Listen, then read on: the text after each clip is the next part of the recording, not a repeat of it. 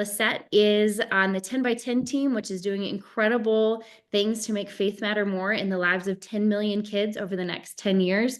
We are so blessed to be a 10 by 10 partner and collaborator in that mission. But Lisette is a pastor, communicator. She's out in California, and I will let you share more about what you do and all the fun things that you guys are up to. I love it. Thanks so much. Really fun to be with you all. And gosh, that Midwest, I lived in the northern Midwest, better known as Canada, for most of my life. And so I feel the pain of some of that weather, y'all. I lived in Saskatchewan for many years, so straight north of the Dakotas. And the Lord was kind and called us to sunshine for a while. So I don't know how long we'll get to stay here, but we'll take it as we've got it. But it's really good to meet you all, and really honored to just spend some time with you. When we think about the work we get to do with 10 by 10, it's right in alignment with what y'all are doing here. And it's just the same desire. It's like, how do we help support ministry leaders that are in the trenches, and specifically those that not everything is built for. And we want to make it as accessible as possible. So this just feels like really like-mindedness. So today the invitation was to talk a little bit about Gen Z and Gen Alpha, and which is just a whole wild ride. So we'll have a wild ride together if that's okay. I will say I am more than happy to be interrupted during, after. Ask anything you would like, unmute and say, Lisette, what are you saying? Anything you would like to do, I'm open to. And so this will be fun if it's a conversation. I have always joked that if I was not a pastor, I would be a sociologist, because if somebody would pay me to watch people, that would be awesome. But I think it's because there's just something about paying attention to people and what's going on.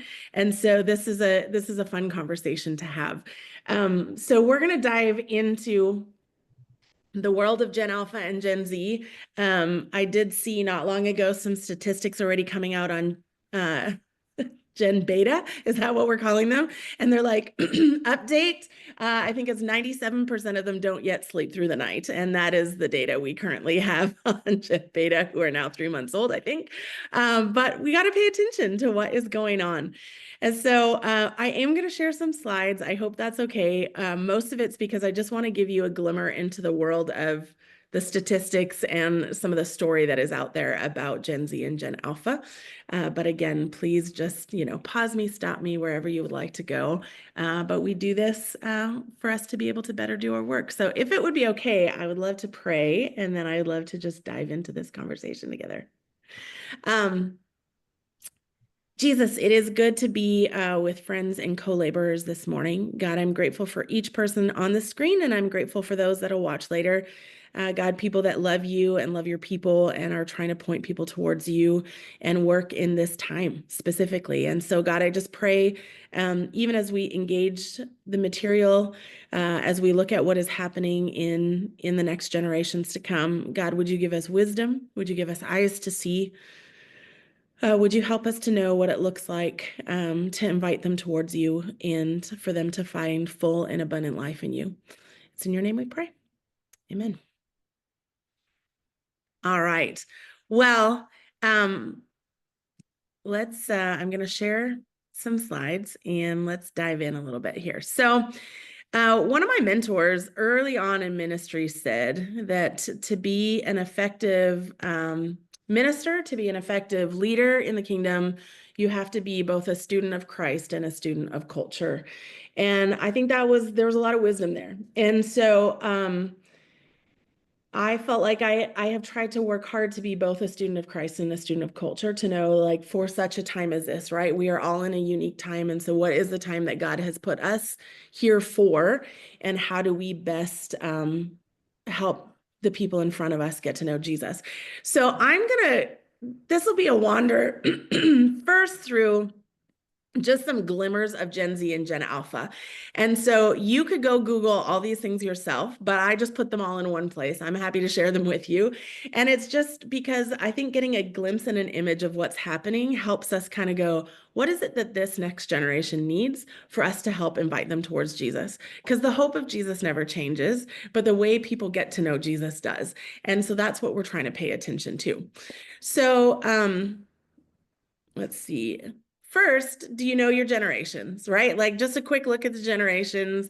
These are the ages, this is where we are, and this is obviously, we need one further because we now have beta and they're cute and they're real little right now. But this is kind of the generations, and so we're really talking about these last two starting after 1995. This gives you a little more image into what is it that was going on for them. Gen Z are the social natives, right? Things have really changed as far as digital connection. That is what changed for them. Alpha, man, most tech savvy, materially endowed, born into the age of iPads. Often they call Gen Alpha the iPad generation. But it's just technology has been a significant part of the shift of what we've seen, especially in these last two generations. If we look at Gen Z specifically, by 2020, they were 20% of the working force, which means they are a significant amount more by now. The multitasking, the mobile only, they prefer dynamic and fast working environments. Part of that, I think, is attention span, right? And so they want something, but this is all just glimpses, right? Whether it's in a small town, whether it's in the big city, wherever it is, these are just images and snapshots into what is happening in this generation. Old souls and young bodies, some of the inner workings that they will talk about for Gen Z, really compassionate, but also really skeptical, really pragmatic, incredibly inclusive, very purpose-driven and private. And when you think about those things, I think it's important as we just review what is happening in a generation is to go, how does that connect to the gospel? What is it that we should know about this generation and the things that are happening in them? And how does that help us even help them get to know who God is and what is good news for them? And so I think this gives us some like really interesting glimpses.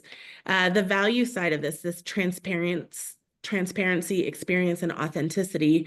Some recent research, some of the work I get to do with 10 by 10 is taking a look at why so many young people are walking away from faith in particular. And some of the best research has told us because young people look at the church and they feel like it's inauthentic, it's irrelevant, and it feels like it's lied to them in many ways. And so no doubt with these values, if that's what they sense, like there's a massive disconnect between them and their understanding of faith in the church. You'll see that there was like a bit of a shift from millennials to Gen Z. A lot of our younger staff in churches are millennials. Well, the youngest staff in churches are Gen Z, but we have a lot of millennials working in churches right now.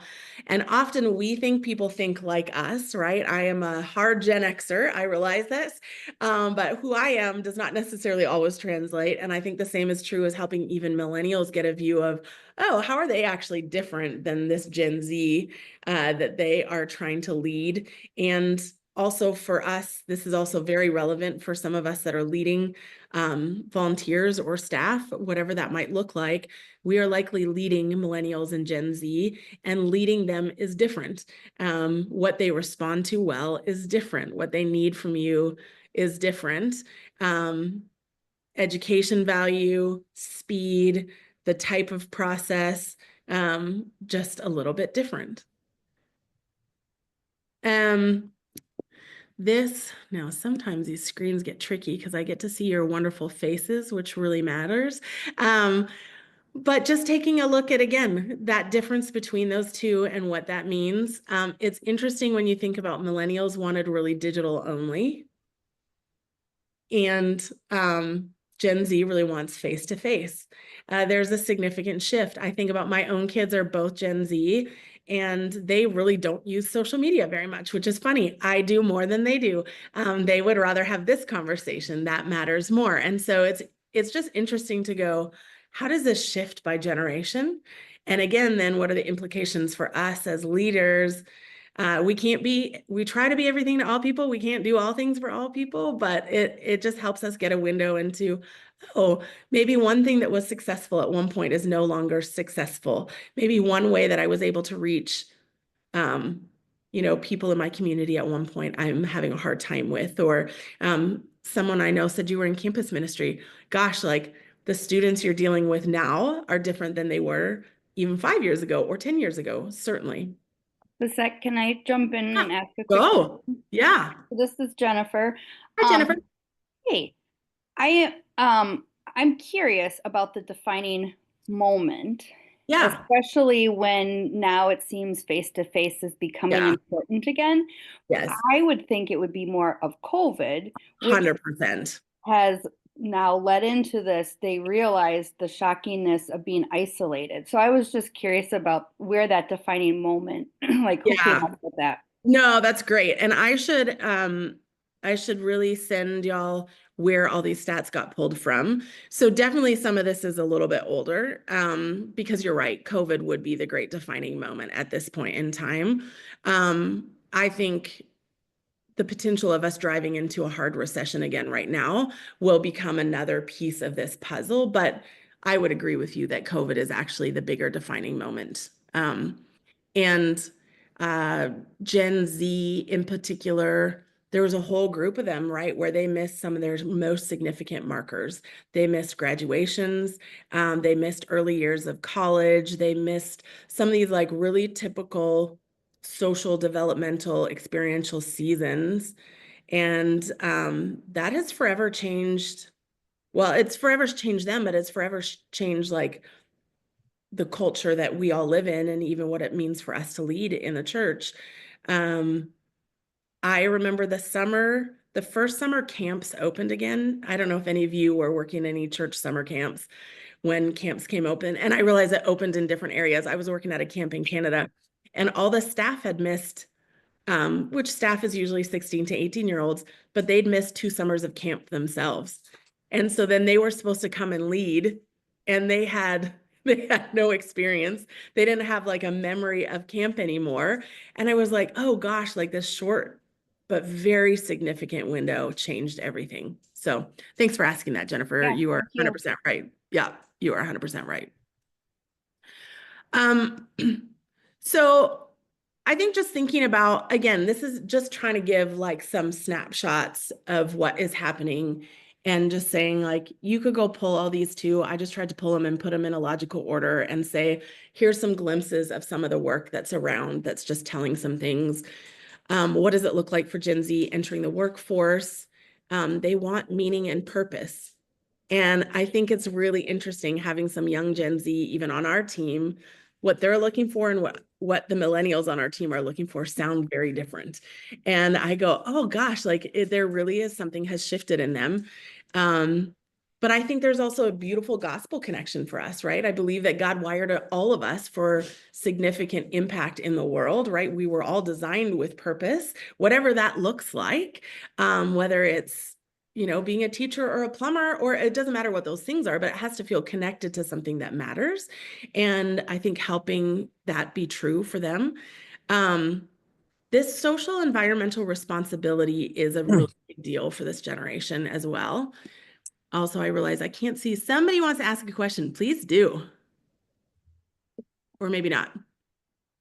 Okay, just making sure.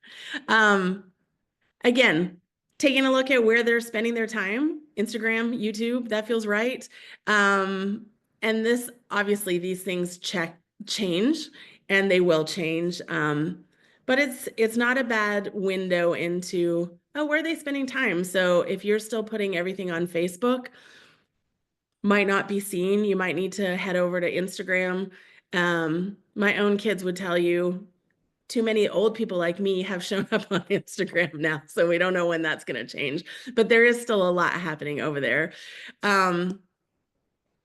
There's things just about what they want to be about and what it means for them to be a part of shaping culture.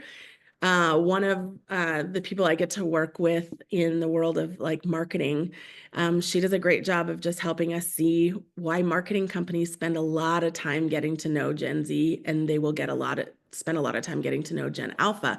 They know that the future of their success is tied to how well they know those generations. And it's sometimes scary how hard they work to make sure they know things.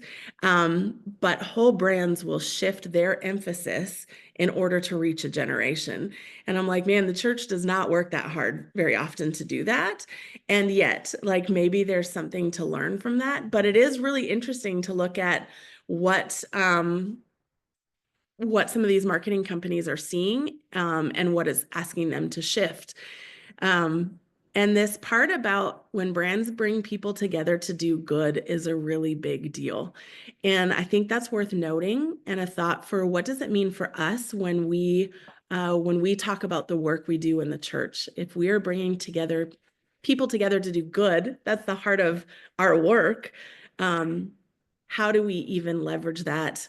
And I don't mean that in an icky way. Leverage can sound really icky in the church world, but how do we just think about that, and that being, pretty core and central to who this generation is? If I can interrupt you for a second. Yeah, please do. That your comment about camp and COVID, and then this last slide about being creators. So I work in campus ministry. Yeah. I think one of the kind of shortfalls that I'm noticing, and it could be impacted somewhat by congregational youth ministry, is that when I ask college students to help be the creators and I want them to dream up what we want to do, they don't know how. Totally. So they know how to create in brands and they know what they want in those areas of life. Mhm. But when it comes to church, I think we've done the dreaming too much and we haven't let them be co-creators early on. And Yeah. so now when I want them to be co-creators alongside of me, they don't have any idea. They can only think of the things they know we've done because their brains aren't like are too closed to the idea of new things. It takes a long time for us to sit in silence to get to new creative Yeah. ideas. That's a good word. Have you found a way to unlock that for them? I often just say, like, I kind of keep repeating this, like, dream bigger.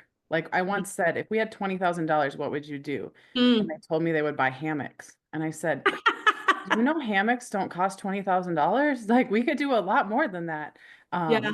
And so you have to you have to take all the ideas in order to get to the better ideas almost, because it takes them that long to unlock the potential of what they could create. Yeah. That's really good, and way to do the work on that. Jennifer, it looks like you were going to say something. Yeah, no, I totally agree with Cassandra because I'm seeing that with my high schoolers right now too. But I've also been in education for 20 years, and I wonder if part of it, like you also had mentioned, Cassandra, their brain development at that age, if sometimes having this huge like dream, like it's just too much, right? Like I find when I ask my students to give me some dates that work for them for whatever, crickets, right? But if I say, hey, I'm available these dates, what works for you? And then they're like, oh, now I can pick, you know? So I definitely agree with Cassandra that, you know, this whole Christian identity begins in baptism, not when we hit a certain age, and we need to start allowing them to get that practice. And I think it would become more natural as they got older. But I also think there is some brain development behind that too, where it's just so hard to grasp, you know, at this unknown, where if you give multiple choices, then they can like pick too. Yeah, it's good. And there is a brain development thing 100%. And I would say there is also, Cassandra, to what you're saying, I think we just haven't allowed kids to use a lot of imagination in the church. Right? We have prescribed what is happening for a very long time.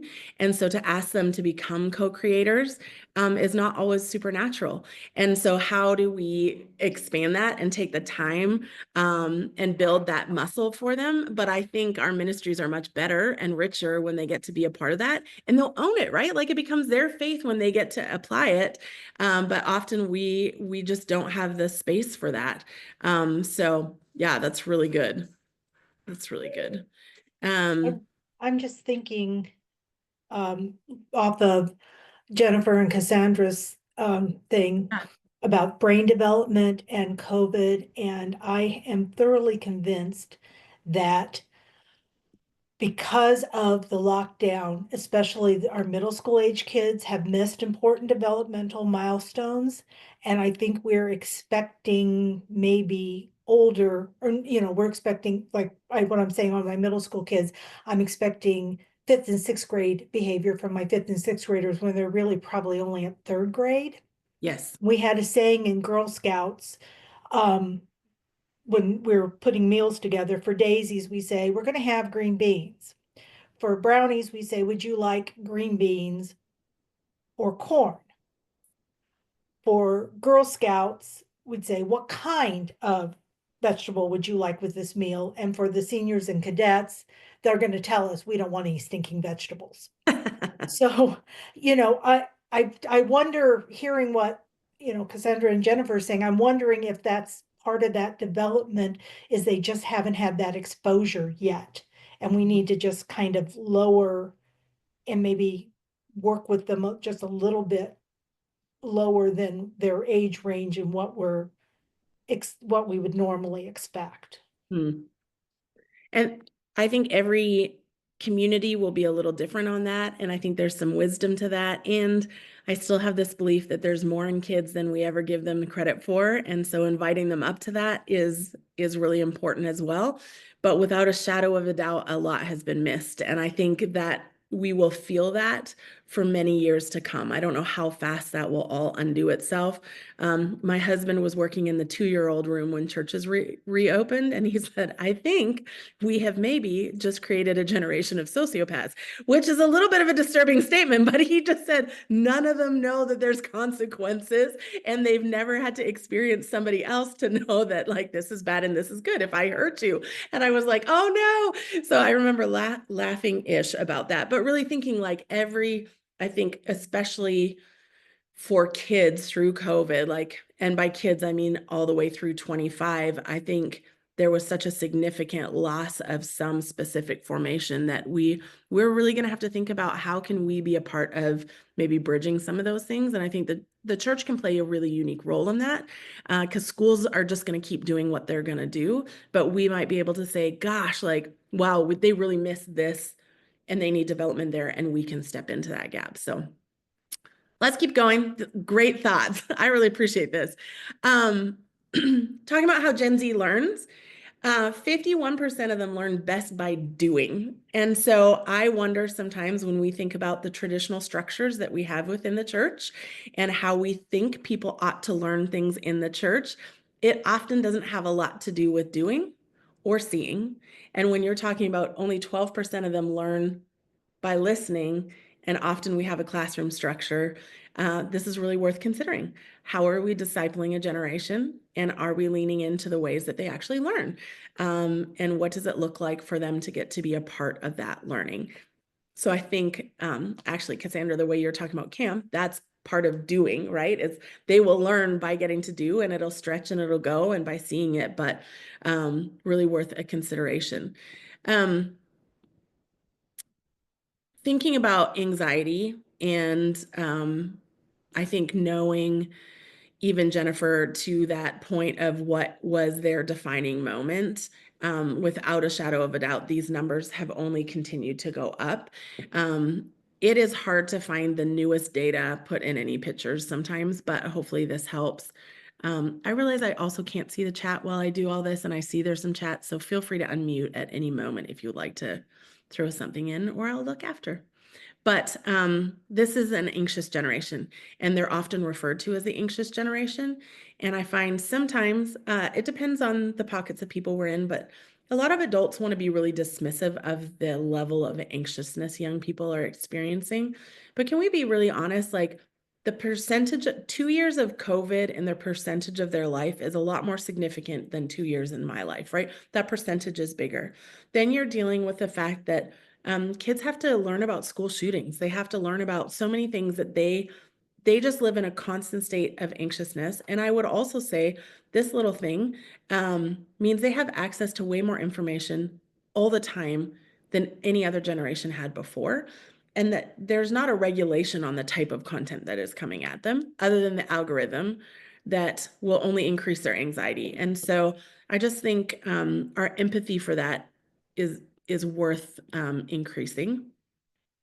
This statistics is really bothersome, and again, noteworthy to just recognize where this is at for this generation.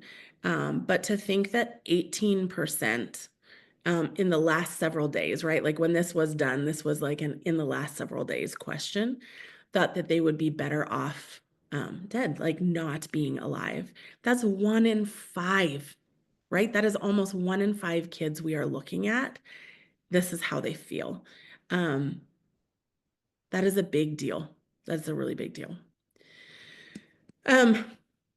Again, some snapshots, what it looks like for them. This was shortly before COVID, impact thereof after. It's just good to kind of know. Again, happy to send these all to you and just give you a window into Gen Z. Won't spend too much time there, but let's take a little look at Gen Alpha. And the fun, better known as Gen Alpha, is a pretty creative, very inclusive, and man, when the church isn't, that doesn't work for them. It's an interesting generation, right, to watch. In the classroom, little windows into Gen Alpha, mobile first engagement. They're so used to spending time on this. It's interesting to watch schools, especially this year. A lot of schools have decided they're not allowing them in the classroom anymore. Be curious to see how that impacts things. Might be good for them. I'm not saying it isn't, but it is real. They really like interaction. They are very value driven. They like things to be personalized because that's so much of their life is everything has been personalized. If you think about even what the algorithm has taught them, they only have to consume the things that are of interest to them. It's real tricky when sometimes they need broccoli, right? Like, what do you do even when we think about, again, discipleship and think about our work in the church, when this is kind of what this generation is looking for? What does that mean for them? Some of those key values that we're seeing in this generation: personalization, sustainability is a really big deal, social justice, innovation. So there's certainly some overlap with Gen Z, but it plays out a little bit differently. And so you'll kind of watch what that looks like. Preferred content is interactive. I do think that that's an interesting thought when it comes to how we do our work in the church. If everything needs to be really interactive, sitting through a church service does not feel interactive. What does that look like? This idea of everything being on demand. Man, they're used to taking it when they want it and turning it off when they don't want it. Again, what does that mean for relationship, for discipleship, for the church? They're just good questions to wrestle with. We can't solve it all, but it's worth paying attention to. This is like the most overwhelming graph known to man, but it kind of, you start watching like where the shifts happen, when some of the digital drops happened. Again, I'm happy. I'll send this all to Rebecca, and if she'd like to pass it on, it's interesting to just look at. Even top baby names, like, to me, that's always fun. You're like, what is happening? Why did y'all decide that Charlotte should be the #1 top baby name? I don't know. Great, let's go with that. That's fine. Yeah, again, just a little bit about Alpha at a glance. This is what they look like, giving you a little window in. I would say we'll see what else comes still. We're coming there soon. It is interesting to watch the tech savvy millennial parents raise Gen Alpha kids. It is wild to think only 2% of Gen Alpha are not using some type of technology. And I sound really old when I'm walking through the grocery store and I'm disturbed to see a baby in a stroller with a cell phone. But I just realized, like, it's kind of what's happening. It is a different world for these kids, and there will be significant impact because of that, without a shadow of a doubt. Thinking about how kids shop. Again, we can learn a lot from what other people are studying because they tell us something about values, about what matters, about how they'll approach things, and even how we can approach things with them. Man, this generation does do a lot of online, but they also go to a lot of thrift stores. And what does that tell us about who they are and what they care about? Just worth paying attention to. And therefore, some of the old things we maybe did in ministry aren't as effective for them and won't quite work for them.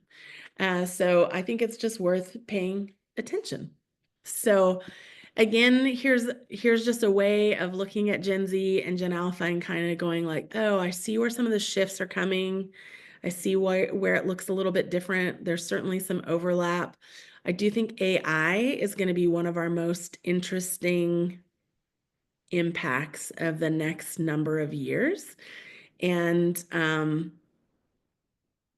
lot of the Gen Z I know have a strong hatred for AI because of the environmental impact. And yet, a lot of Gen Alpha I'm seeing is just an easy way to write papers and get the stuff they need done. Right? Like it's just real pragmatic. It's there. They're not thinking beyond that.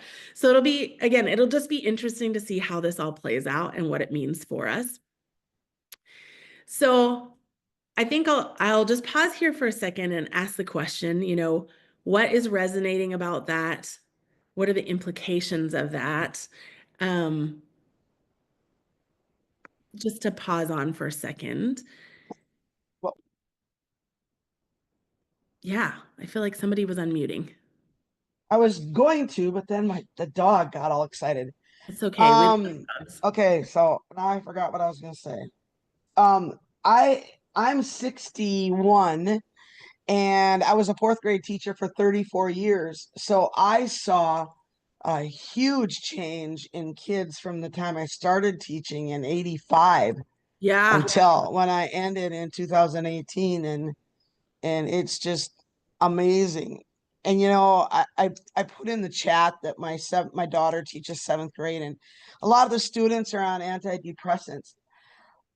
I don't think even when I quit in 2018 that was even, they didn't even know what that meant at all. I mean, it was more of what kids are taking Ritalin than anything, yeah.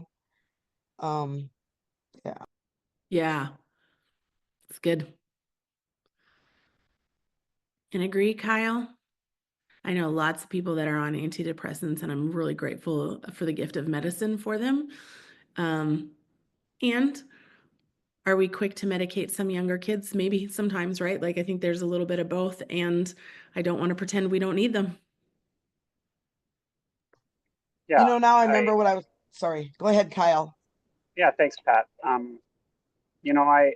A lot of that is, I don't think it's opinion based. I think it's there's medical research and evidence, and being married to a medical professional that shows the overwhelming way in which it helps anybody, regardless of generation. So I don't think it should be so taboo. I don't think it should be filled with so much shame, but I get how older generations, that is a point of shame. And I don't ever want to make, as somebody working with anybody at any age in ministry, feel ashamed for struggling with mental health. Because if COVID had anything to show us, we all struggle with mental health, and we might all be better for it if we considered medication. My father, who recently was diagnosed with cancer, was having a really hard time with it. And he's 75. I said to him, listen, Dad, I know this is hard. And you've tried to deal with all of your, mental health issues, chemical imbalances for all these years. And, it's been really hard for you, but if you consider this, like, it might help, because his doctor, of course, encouraged him to do it first. And I said, I'm your son. I think there's a lot of that we share. And he, it was mostly anxiety for him around, cancer treatment and stuff like that. And that's understandable. And he's noticed, a big change. And I'm not saying that works for everybody, but evidence and research shows that it does for most. And so I don't think it should be a point of shame for anybody, especially for children. But it certainly is up to the families and to their providers and everybody. So thanks for hearing me out.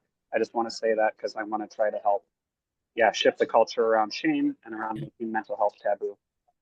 Kyle, I think you're absolutely right there. And you know what? People are becoming more aware of mental health, and kids are especially too, because they hear mental health associated with school shootings.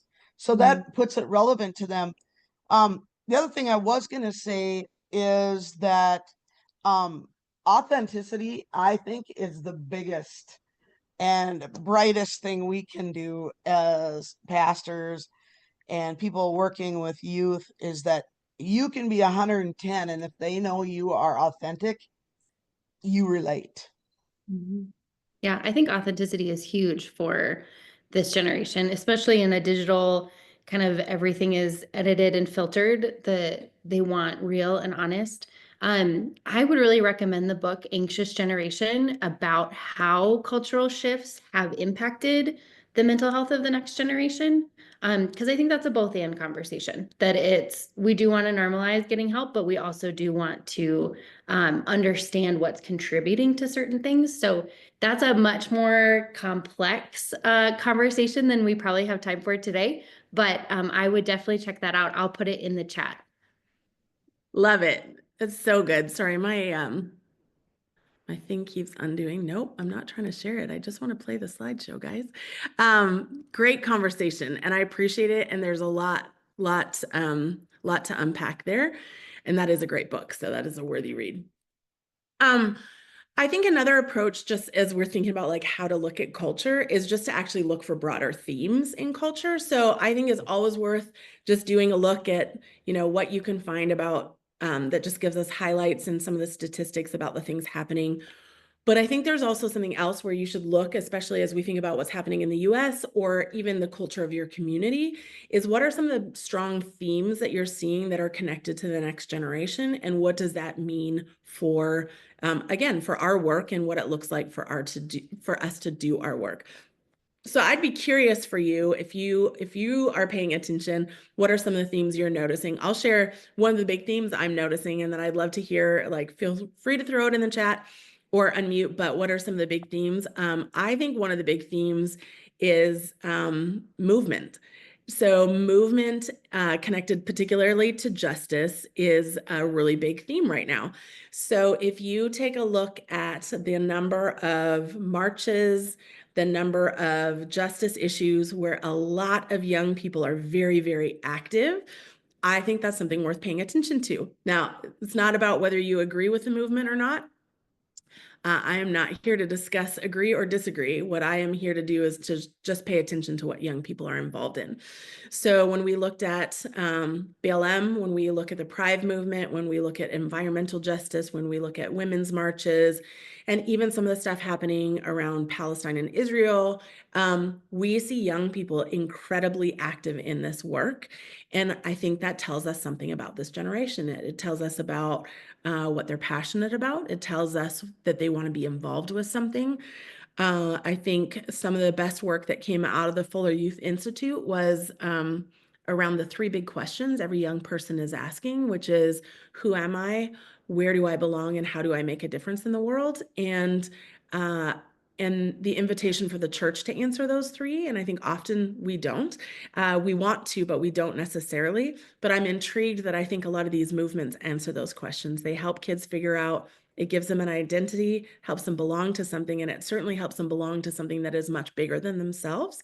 And so I think there's actually a passion in this generation for that.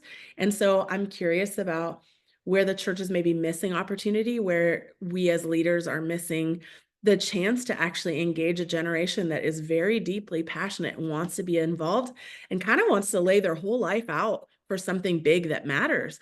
So that's one of the big cultural trends I'm paying attention to. Curious for others, are there big cultural themes you're noticing? Again, feel free to throw it in the chat, whether it's in your community that you notice a lot of kids being connected to, or when you pay attention to the news. It is always worth paying attention to. So I will leave that as a thought. I think then the real question becomes what does this mean for faith? And so I think looking actually at some statistics around faith, just knowing how the faith trends are moving through the generations.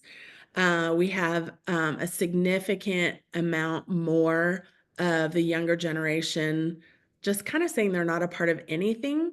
Our atheistic agnostic is moving up in numbers. But the nuns is really kind of that number that continues to increase, and then other world religions when it comes to the US. So it's interesting to watch kind of what those numbers are doing. and how they continue to shift and what that means for what people are saying. Springtide did some great research on the state of religion in young people.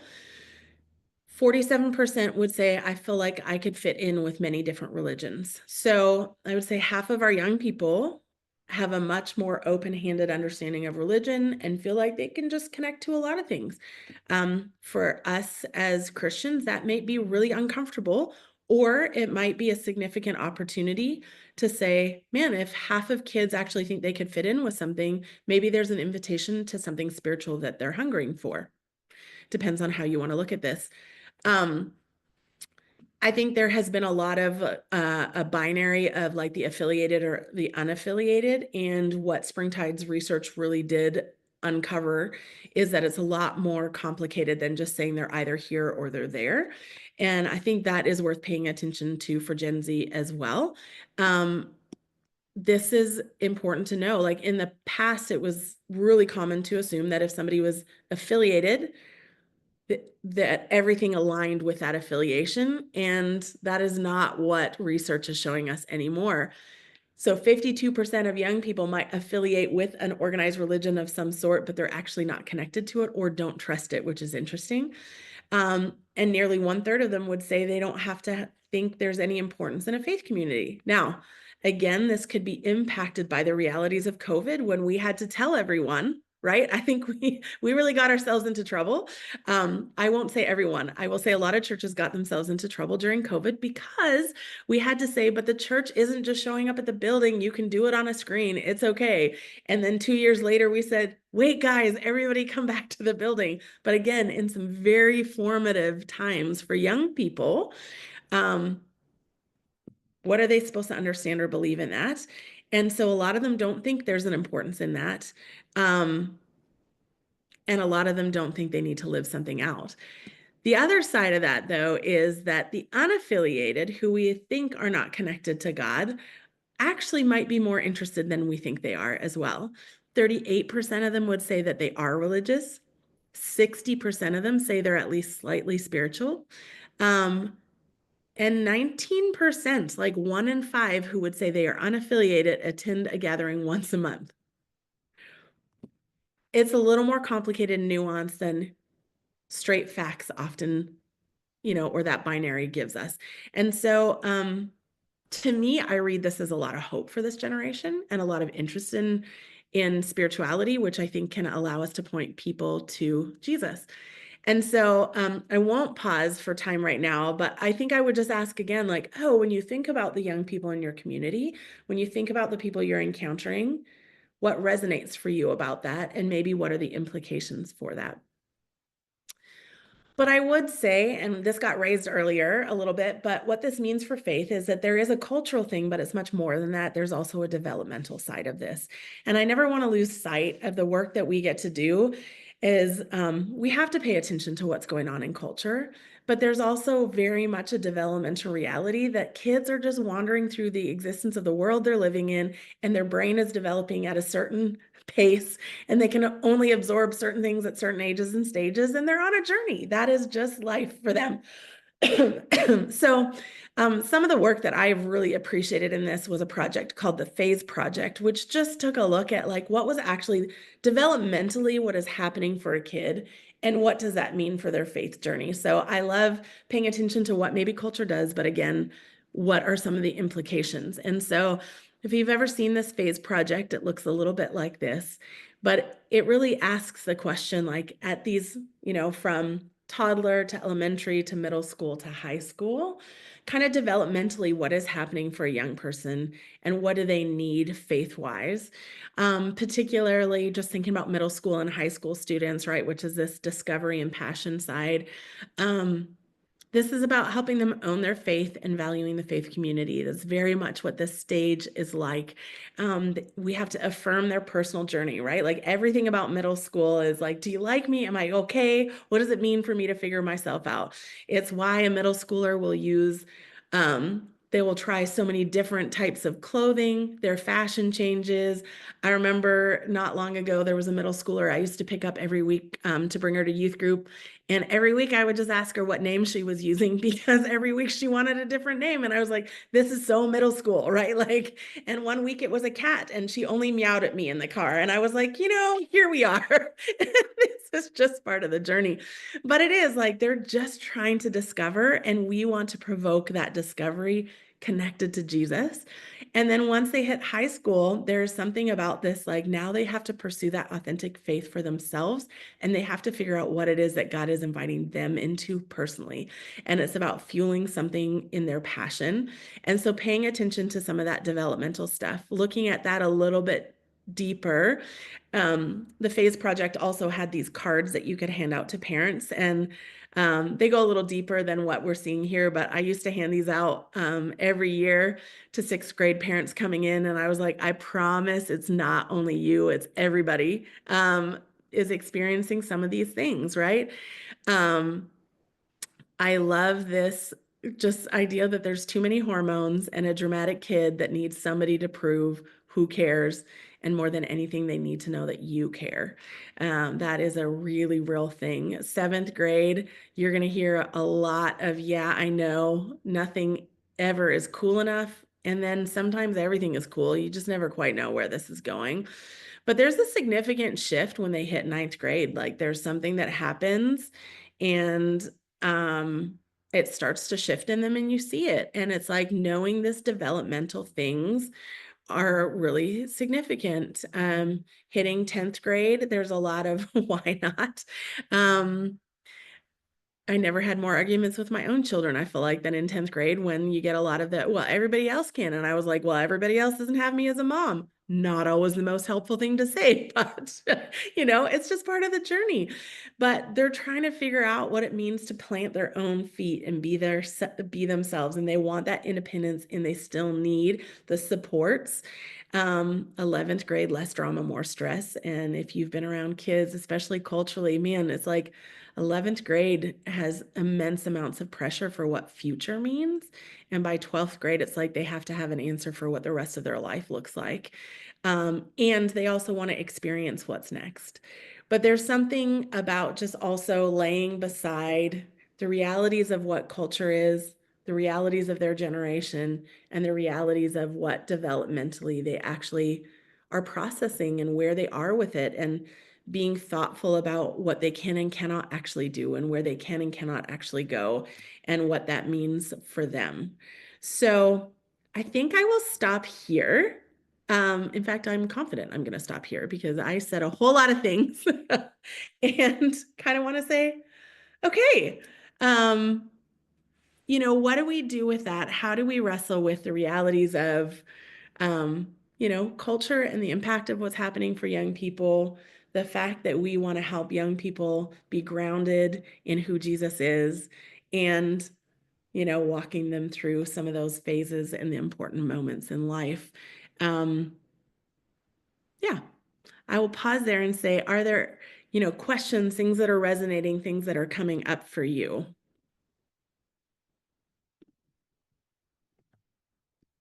I have a question, Lisette. Yeah. Jennifer again. So first, I just want to thank you for this amazing class and the research and everything you're sharing, because it's so valid and so important. And I know you made the comment about sociology, and that's actually my background before going back to Nice. because I truly believe in order to understand the children that we are working with, we need to understand where they're coming from, right? And I'm wondering, do you have like things you can share, like websites or resources or things you could drop in the chat that would help us to continue our own learning and growing in this area? Yeah, absolutely. And I'll try to send some of this over to Rebecca after, because I don't have it necessarily all pulled up. I will say Springtide is doing some really good research, and it's worth paying attention. They're just doing a lot on faith and the next generation. And so that's a good spot. Young Life actually did a massive study that they just released last year called, can't think of the name. I will find it though and make sure I send it to you. I thought it was a really good study, and gave again a window into, what is happening for this generation and how we impact them. Springtide actually on social media is really good too. I find they're like pretty consistently posting things, which is just helpful. The snapshots are good, right? Like they're just helpful to go, oh yeah, oh yeah. Fuller Youth Institute has done, again, like if there's a couple research institutes that are doing really good work, Barna as well is one of those. So I think those are a couple really credible places to just who are consistently just dropping information that is helpful and just gives you a window in.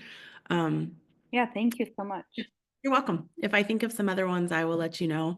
I do think there are some really good books. I mean, The Anxious Generation is really good. I will also try to send a few books over because I think there are some important reads out there.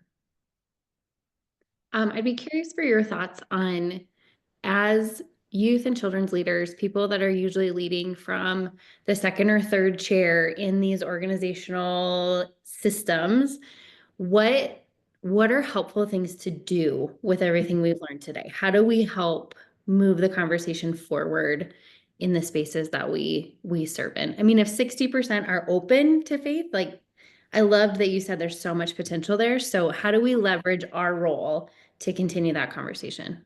Yeah, I think that's such a great question. And it's true, like we are second, third, sometimes it feels like seventh seat, right? And you're like, is anyone listening? I think one, as youth workers, in whatever sphere that looks like for you, being really good storytellers is really important. I think for a lot of the older generation, they just have no idea what's actually going on for a kid. And us knowing what's going on for kids and being good storytellers increases their empathy. So I think that's really important. I think being able to be good question askers when we're dealing with people, like I love talking to my parents. My parents love my kids, right? This is a real thing about grandparents, many of them, most of them. My dad is 88. And at this point in time, this generation feels real far removed from him, right? And so he will just say these things that are kind of outlandish. And I'm like, oh, but Pop, what if I told you about this, this, and this, and this? And he'll go, oh, well, I didn't know that. I just thought that was like, to him, it's a caricature, and to our kids, it's everyday life, right? And so trying to help increase empathy and like being able to ask questions and go, oh, I wonder where you get that from, or what do you know that from, or could I tell you a different perspective? I think the other thing we can do is, we know this to be true, proximity changes everything. And so when you're in relationship with somebody who's different than you have a lot more empathy for their journey. And so I think if there's ways for us to increase proximity, decrease distance, so to speak, I think that helps in our seat. And then I think the other thing is, it's funny because I was just working on a project about change for this reason. And like, what can youth leaders functionally change when the whole system is constantly like, we are a third, fourth seat. But part of it is what actually are the stories we tell. So you all look like you are really thoughtful leaders. I would say there's a lot of youth leaders still out there that the stories they tell about are the Nerf wars or the Jello wars or some audacious, ridiculous thing kids are doing versus talking about the spiritual development, the realities of their stories, the real like pastoral professional side of the work we do. And I would say this any day of the week to anyone who would let me tell them, I think the work you're doing is some of the most important work in the world. Young people are at such a significant, important moment in their developmental stage, both for faith and for life.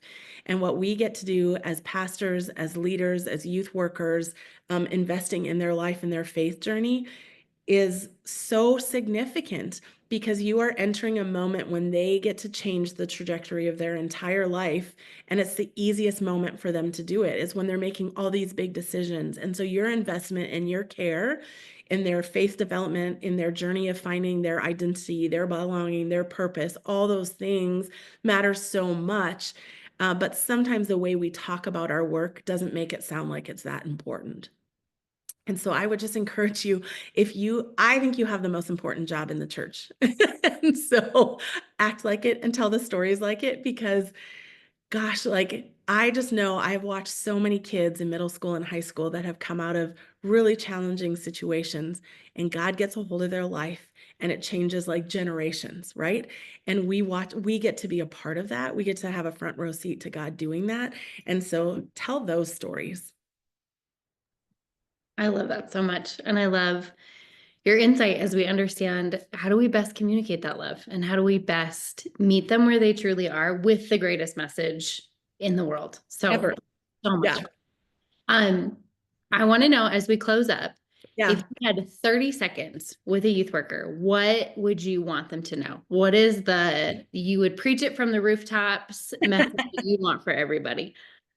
Well, connected to this, there's lots of things I'd preach from a rooftop, but I would say this. I do think for us to be good at what we do, we need to be a student of Christ and we need to be a student of culture. The message and the hope of Jesus will never change, but how a kid receives it will.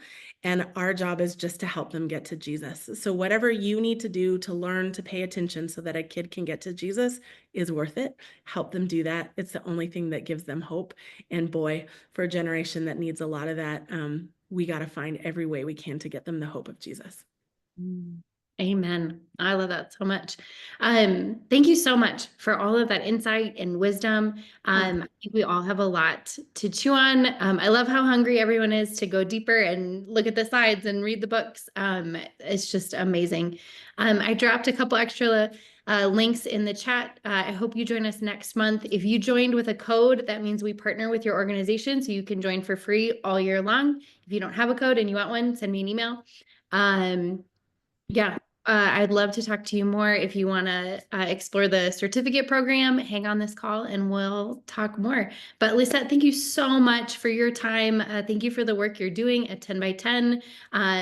She really glossed over. I mean, they're doing incredible things to make faith matter more in the lives of teenagers. So thank you so much for all of that. If we can serve you in any way, please reach out because we want you equipped for this incredible work. So enjoy the rest of your day. Thank you for being here and we'll see you soon.